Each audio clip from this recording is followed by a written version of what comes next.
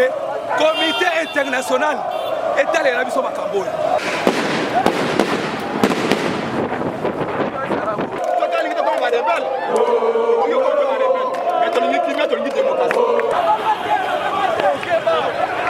yango tokoyebisa ndeko Chilombo soki ye alingi kokoma sanguinaire il n'a qu'à s'assumer. C'est notre droit. Les hommes même au Kokota. Les hommes vont se porter dans la plénière. Il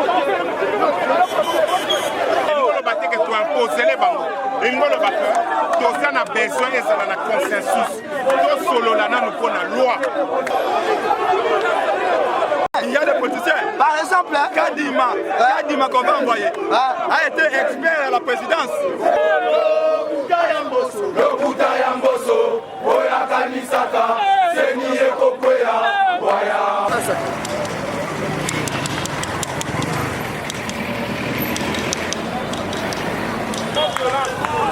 Non violence.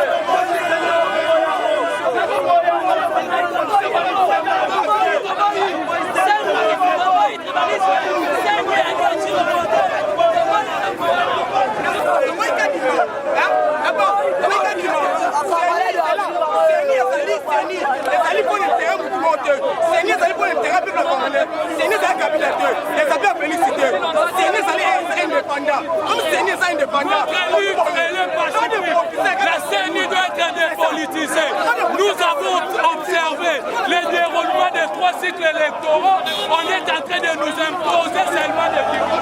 Nous voulons les changements.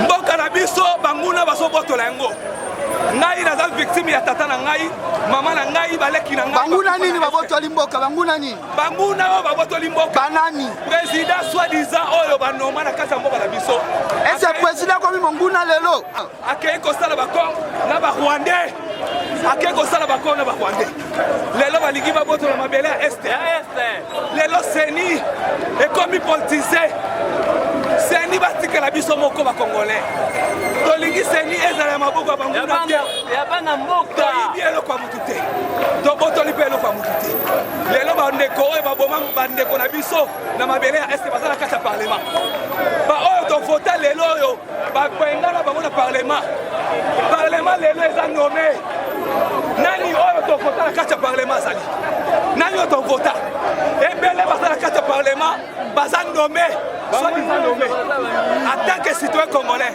nayibi eloko ya mutu te nabotoli eloko ya mutu te napandi mpe eloko ya mutu te nazoreklame mwana ngai na article 64 oyo ya constitution ezoloba ke mbeba nyonso bokwea na kaka mboka esengeli peuple ya mboka wana manifester. Bonjour monsieur, c'est quoi le but de votre revendication aujourd'hui? Mais en quoi les élections est chaotique? En quoi? C'est-à-dire que Ngonga Oyo, surtout quel modèle Tozo Kende, Oyo les cas qui n'a 2018, le modèle à 2019, ils n'ont rien. Donc, nous sommes ça déjà dans ma boucle. Tozo et Bissabango, ceux qui bino, bon, qu'il y ait une élection, biso, qu'il y ait une élection, tout ça va compétiteur. Aux Hollandais, ceux qui tout ça va compétiteur, jamais bino, bon, qui comme en même temps, arbitre, commissaire et match. Aux Hollandais. Donc, tout dépolitisé, tout longo, la politique, la carte exécutive, la CENI. Mais il y a combien de politiques qui n'a papa, na nègre basaleli au monde babaki sikul ba politique bazaka ba babaki. Il y a autre ligne qui yo expliquer il y a combien de politiques. Ngonga Oyo. Na modèle auto. Okoy ko citer biso. Okoy ko citer biso la politique yo bino bo déceler kuna déjà. Koki ko sala kaka effort moko. Les alliés ko pesa opposition na biso. Ya loi.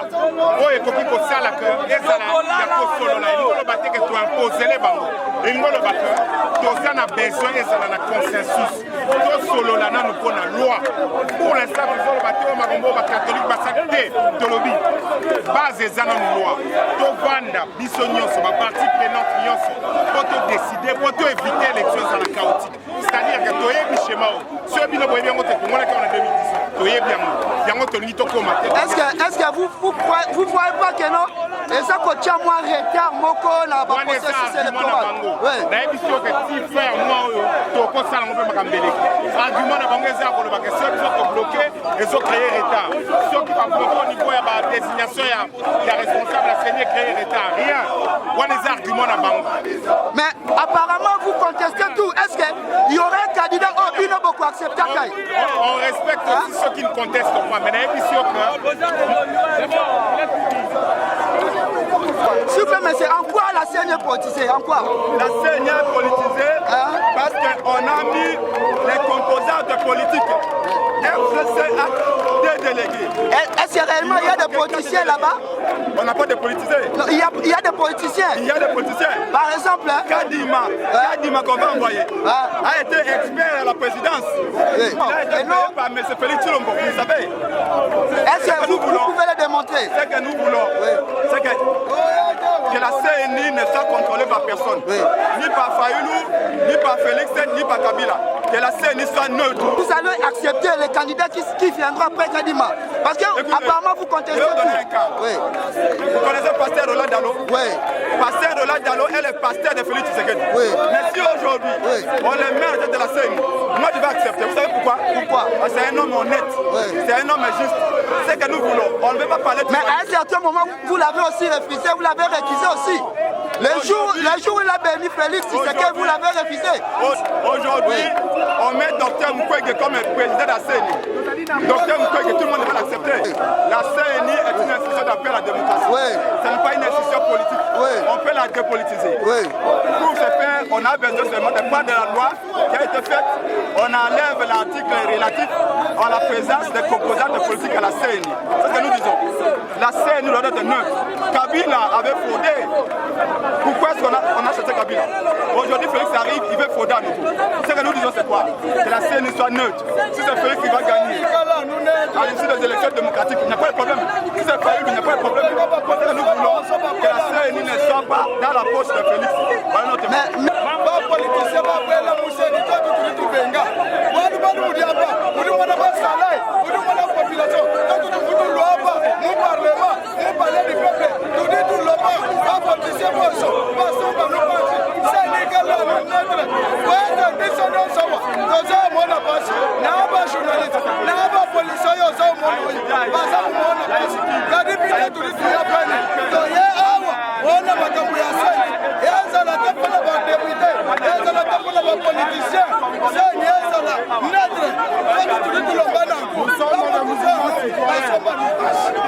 Nous sommes les mouvements citoyens. Tomoni awa toito yeba les bits fondés il y a revendication il y a marche au sala il y a protestation toye awa na appel ya lucha maintenant il faut quitter là-bas biso na muka to répondre na appel ya la muka po na koloba non na ndenge Assemblée nationale Monsieur Félix Antoine Tshisekedi na Monsieur Mbosso bazingi koyiba lisusu souveraineté ya peuple ndenge bakei kobongisa makambo na niveau ya assemblée nationale pour que baconfisque davantage la souveraineté ya notre peuple. Yango oyo peuple congolais se mobiliser comme un seul homme pour dire non la confiscation ya souveraineté ya peuple wana. Partant ya expérience oyo tozwi na 2006, 2011, 2018 lelo peuple congolais lobi na 2023 esengeli tie ezala bongo. Yango omoni mobilisation ya peuple congolais. Yango tokoyebisa ndeko Tshilombo papa na ye azalaki démocrate soki ye alingi kokoma sanguinaire il n'a qu'à s'assumer. S'il veut devenir sanguinaire il doit assumer na oyo nyonso ekokoma parce que peuple congolais akotika te baconfisque pouvoir na ye. Est-ce que obosabe bozomona te bozotia sous retard na baprocessus yango processus oyo ezali ya moyibi processus oyo ezali mpona kodésigne membre na CENI te mais eloko ya motuya ezali ke to se mettre d'accord sur la loi oyo esengi ke emema biso na maponani biso baacteur politique tokoki kozala na terrain te tobeta bale biso na biso baacteur tobeta nde ballon totika CENI arbitre ya match oyo ezali baconfession religieuse na autres organisations ya société civile bango nde baorganize baélection biso baacteur politique tobunda na maponami oke topesa peuple na biso moto oyo ye akotia na kati ya maponami mais lolenge ndeko Félix Antoine Tshisekedi ali kosala tobanzi ke balingi koréitérer le même espoir ya 2006, 2011, 2018 yango oyo biso tolobi ekoleka te encore eleki soki eleki suite na bino ya démarche ya mine kozala soki eleki soki kadima eleki démarche démocratique et c'est le peuple qui gagne, c'est le peuple qui a le pouvoir et notre peuple doit combattre jusqu'au bout pour récupérer sa souveraineté qui est volée et qui cherche à être confisquée.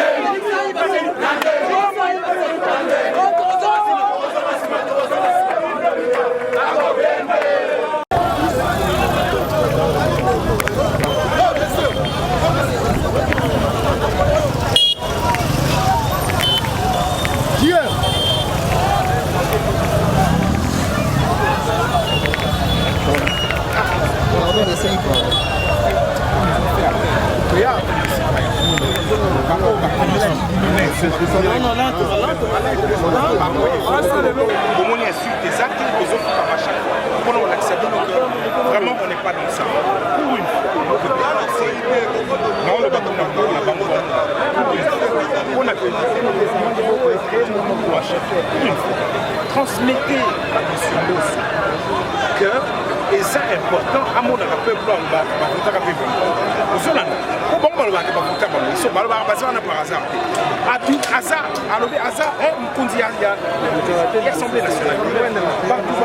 La deuxième semaine, le mieux est comme Bazar, il vient à Koutanina, Bao Bazali, peuple, Bakoutani, Basolo, Libena Bango clairement, et puis peut-être, au moins, Bakoyokaki. Place Badebozaka, peuple a évité. Est-ce qu'Azwaki a évité? Est-ce qu'à se prononcer a évité? Pour une fois, à Bimi Banda a yé à Koutan. Non, tout ça va congolais. Comme ça, à Simbian, on a Maboko. Peuple a moni, bateau, nyonso, citoyen, nyonso, nana, TV, caméra, monique, PCA, que Tolingi, ma caméra dépolitisation, Tolingi, processus électoral, il y a malam.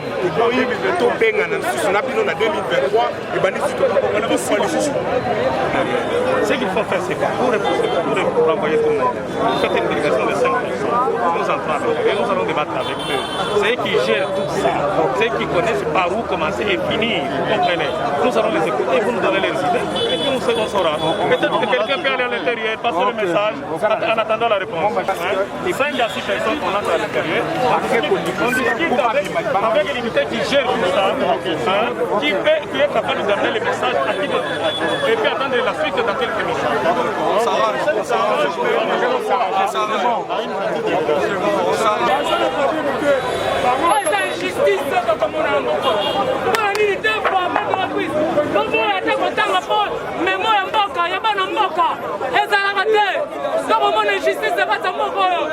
C'est notre droit.